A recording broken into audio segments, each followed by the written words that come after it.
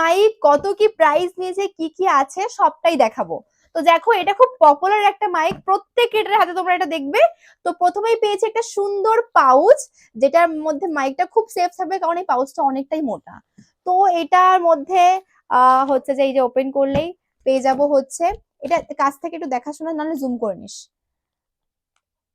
এই দেখো এখানে রয়েছে নয়েজ ক্যান্সেলেশন। বেসিক্যালি আগের যে মাইকটা আমি কিনেছিলাম, এই মাইকটা, এটা নিয়েছিলাম একমাত্র এই নয়েজ ক্যান্সেলেশনের জন্য। কিন্তু এখন দেখো ভাড়াটা নিয়েছি, চারটে দিয়েছে। এটা চারটের কি কাজ আমি ঠিক জানি না। অ্যান্ড এবার এর মধ্যে রয়েছে একটা চার্জিং কেবিল, একটা হচ্ছে টাইপ সি চার্জিং কেবিল, আর একটা হচ্ছে ক্যামেরার জন্য। এটা হলো। এবার মেইন থিং হচ্ছে আমার মাইক।